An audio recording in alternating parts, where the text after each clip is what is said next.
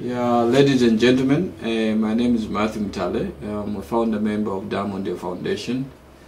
We are trying to encourage investors to go to Zambia.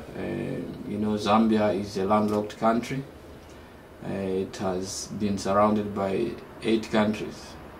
That's what makes it to be a landlocked. But in our case, because of today's business, we've changed from being landlocked to a land-linked country, because we are now using those as a link to do business with the other surrounding countries. So the outline is investment incentives in Zambia.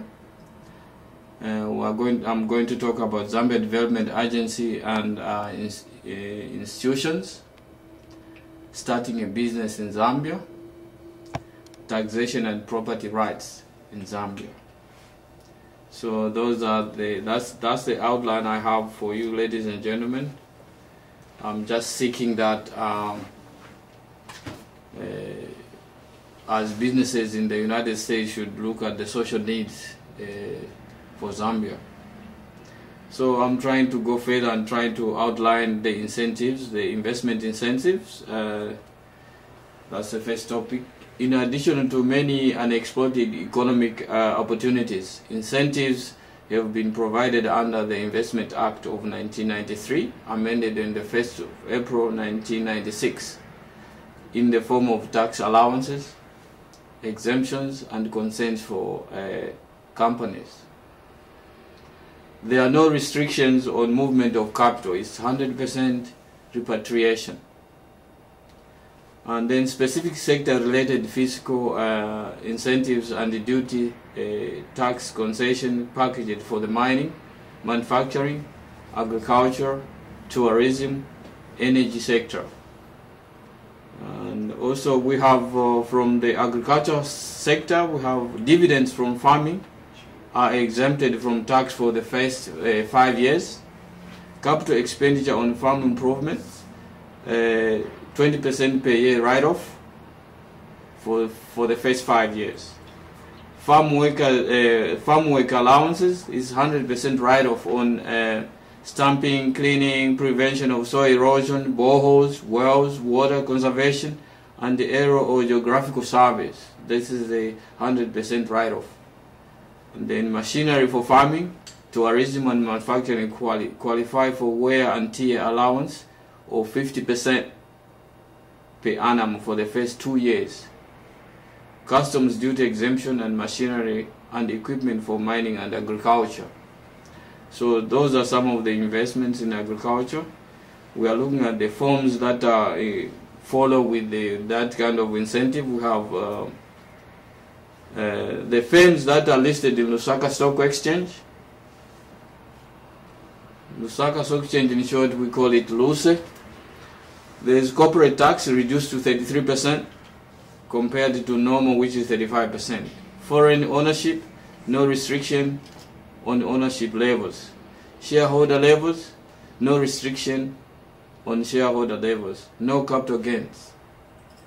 So those are some of the investment that Zambia can offer to a PG County government and any businessman who wants to invest into a Zambian market. Because these are some of the things that small and minority business should understand. When you cannot do better in your local market, it's better you start looking overseas, you start looking for other new markets. And one of those new markets could be Zambia. So I'm just seeking for small and minority businesses to come and join Zambia and invest in Zambia, so that at least even the Zambian economy can improve. There are other additional incentives that we can look at. We are looking at export processing zones. Also, will soon be fully operational. If you look at those who are in export and import, we have export processing zones which will be fully operational. Then limited capacity to build infrastructure. We have this kind of a capacity for public or private. Then we have permissible forms for public-private partnership. We have service contracts, management contracts, and concession and lease. So those are some of the additional incentives. But how do we start business in Zambia? That's the main thing that we would look at, because if you are trying to go to invest in Zambia, there are things that we need to look at. One, how to start business in Zambia. The first thing we look at is what types of business organizations. We have sole proprietorship, we have partnerships, we have trusts, we have Zambian company, branches of foreign companies. Then for a Zambian company, the minimum equity capital requirement is approximately $1,000 with a minimum 2 directors. Then subsidiaries and branch of foreign company. A subsidiary of a foreign company is regarded as a Zambian company. A branch of a foreign company is regarded as a foreign company if it establishes a place of business or owns immovable property in Zambia and must register as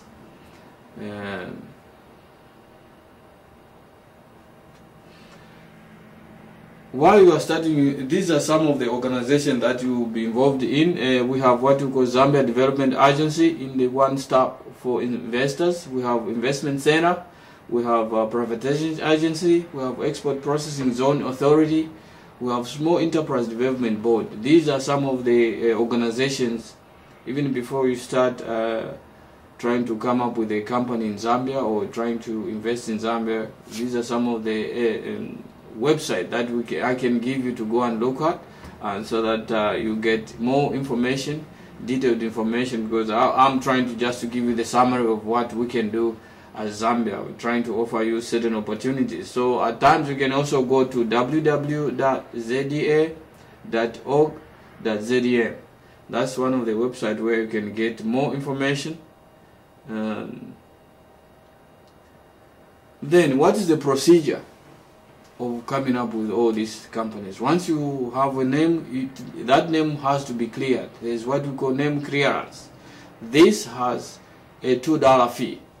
So when you're trying to clear a name, you pay $2 cash. Then open a bank account, which has to be a minimum of $10.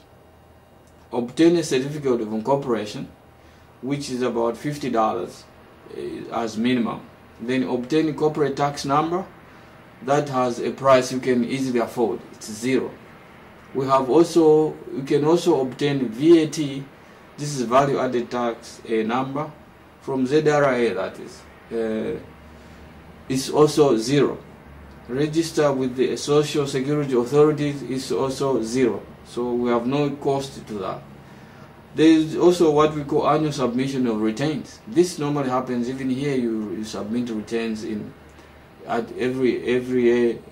At the end of the year, you submit returns. The same thing even back home. We do the same thing. You submit your returns.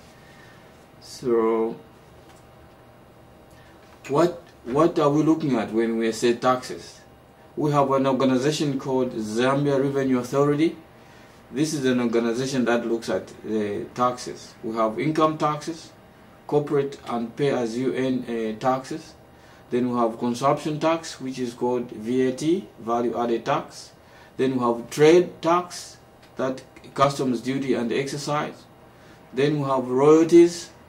This has something to do with the mineral extraction.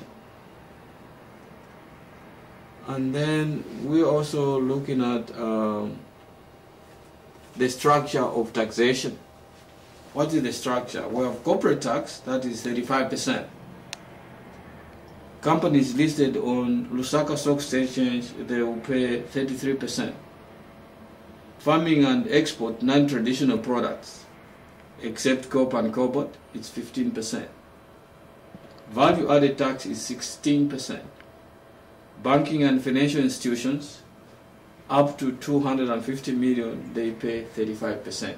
But if the organization is above 250 million kwacha, then they pay 45%. What are property rights? In Zambia, private ownership is respected through the Investment Act. Even signatories to the World Bank Multilateral Investment Guarantee Agency also recognizes this. We have zero tolerance towards corruption. Processes have been streamlined and are transparent. Rent-seeking behavior must be reported to Anti-Corruption Commission. In conclusion then, what we are looking at opportunities are bound, joint partnership, ventures, and public-private partnerships. Processes have been streamlined also.